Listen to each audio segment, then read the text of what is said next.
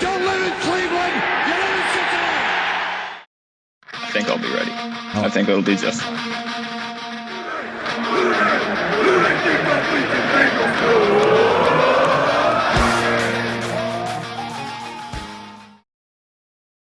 This draft might just be perfect for the Bengals.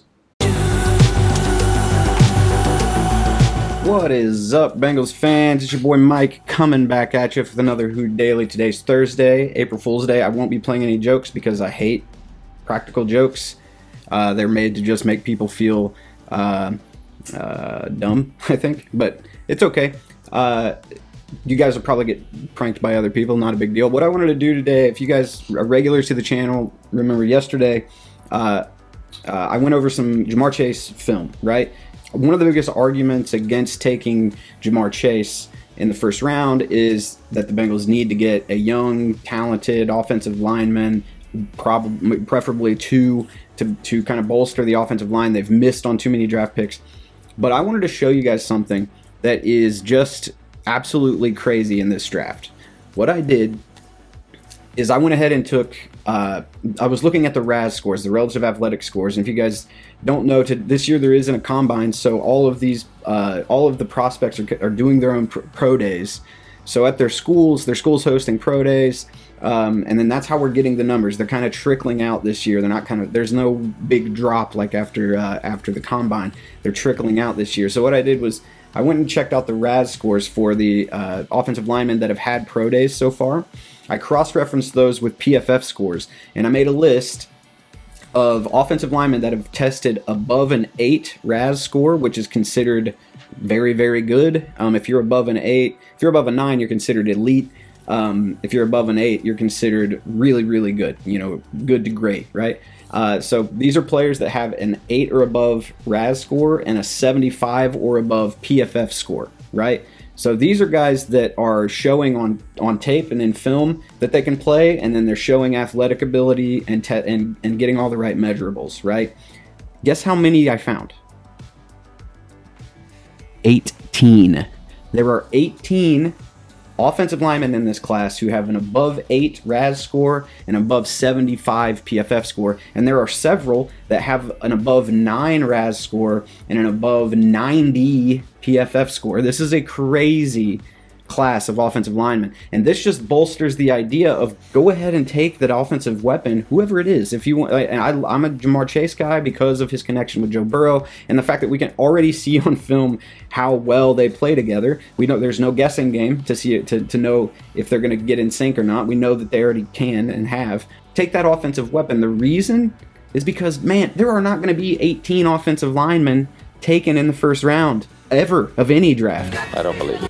There are gonna be at least one and probably several of these guys right here sitting there when you pick in round 2. Let me go through the names real quick. Spencer Brown, Creed Humphrey, Trey Smith, Ben Cleveland, Kendrick Green, Larry Borum, Quinn Meinertz, Drew Dahlman, Liam Eichenberg, Brady Christensen, Tevin Jenkins, Sam Cosmi, Rashawn Slater, Alex Leatherwood, Landon Young, Dylan Radins, Elijah Vera-Tuckr, Cole Van Lanen.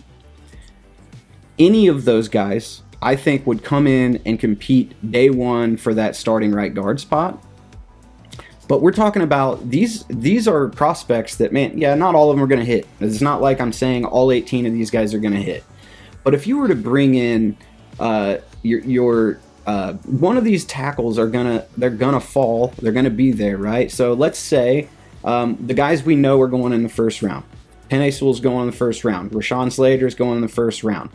I think that you can make an argument that Sam Cosmi, that Tevin Jenkins, and Alex Leatherwood probably go in the first round. Maybe even Liam Eichenberg.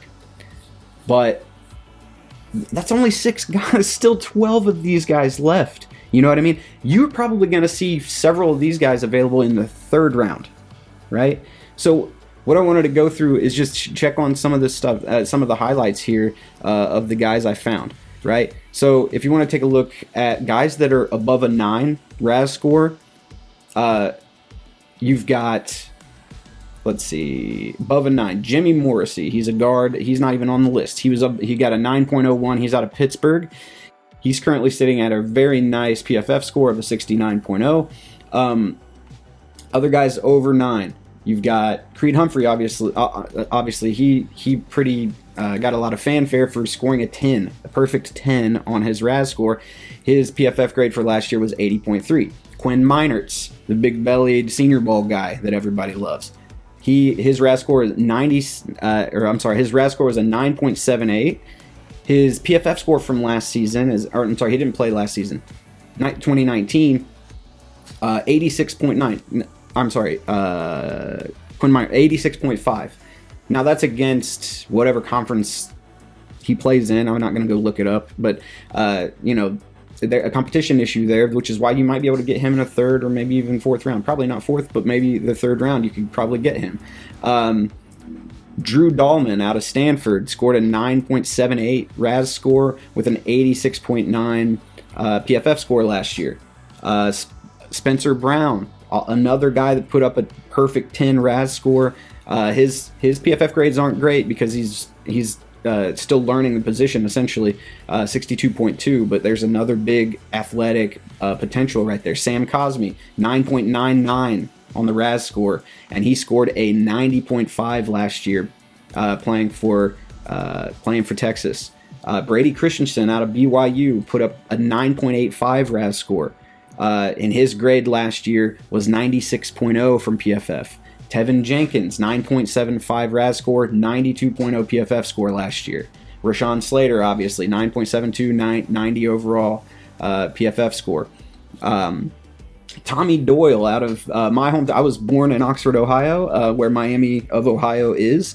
This guy plays for them, the Red Hawks. Tommy Doyle, 9.70 RAS score with a 64.3 PFF score. Not really what you're looking for, but that athletic testing is really, that's an elite athletic score, RAS score. Alex Leatherwood, obviously, 9.68 on the RAS score, and he put up an 80.7 in the SEC, blocking those future NFL players, right? Landon Young out of Kentucky put up a 9.45 RAS score, and he carded a 77.3 PFF score last year. Dylan Radins, another tackle, he's out of North Dakota State, 9.27 RAS score with an 87.3 PFF grade last year. You've got Elijah Vera-Tuckr, 9.02 RAS score, 87.3 PFF grade. You've got, 81.8 PFF grade for Elijah Vera-Tuckr. You've got Stone Forsythe out of Florida, big dude. He's like 6'9". He plays tackle for them. He scored an 8.81 on his RAS, and he scored 71.2 for PFF per PFF last year. You've got Liam Eichenberg, 8.52 on the RAS score. He carded an 89.9 overall grade last year for Notre Dame. And then you have, last but not least, Cole Van Lanen out of Wisconsin, who has guard flexibility as well, 8.50 on the RAS score, 81.6 on the PFF score. So, as much as everyone's talking about how deep this wide receiver class is, it's not that deep. I promise you, it's not that deep. And it's, as far as taking the guys who are testing at elite levels on the RAS, and they're putting up 75 plus overall PFF grades. Some of these guys, even 80, you can even move it to 80 plus on the PFF grade, and you'd still have a guy sitting there in the 2nd round, maybe even the 3rd round, right? So I just wanted to kind of put it in perspective of why I think it is going to be a bigger impact on the Cincinnati Bengals taking a guy like Jamar Chase at number 5 overall. Heck, if you can trade back, right? Let's say you can trade back from 5 to 9 or so. I think that's where the Broncos pick. Let's say you can trade back for somebody to come up and get a quarterback. Then you can sit there at your new spot 9 or whatever it is, and still get a weapon up there. You could maybe get Jalen Waddle there, or maybe you could Maybe there's another wide receiver tight end that you like. Not if Kyle Pitts isn't there, it won't be a tight end. But maybe there's another wide receiver that the Bengals like that they can get there. Maybe it's even an edge player. I don't know. But you can move back and take BPA at 9, knowing that some of these guys, at least, I mean, more than half of these guys probably are going to be sitting there in round 2. I mean, there's just too many of them, right? And they can't all hit. I get it. So, you got to make a big board. Which one of these guys project better to the next level? All that stuff. I haven't gotten there quite yet. I haven't finished out my offensive tackle big board because PFF hasn't finished publishing their grades, and it's a lot of work to go and watch, go and find and watch all these guys play.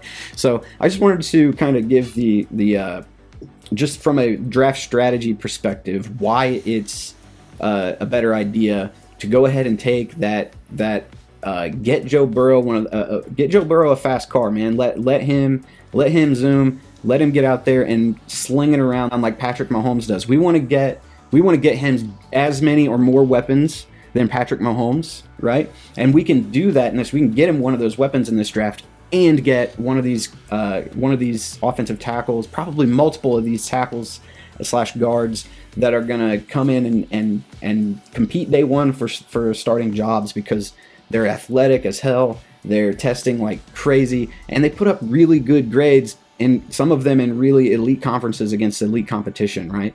So let's all get on. We don't have to get on the same page. Let the debate rage. It doesn't. I love it. The more debate there is, the better it is for me, right? But that's all I wanted to go over today. I don't have any April Fool's jokes for you. Sorry about that.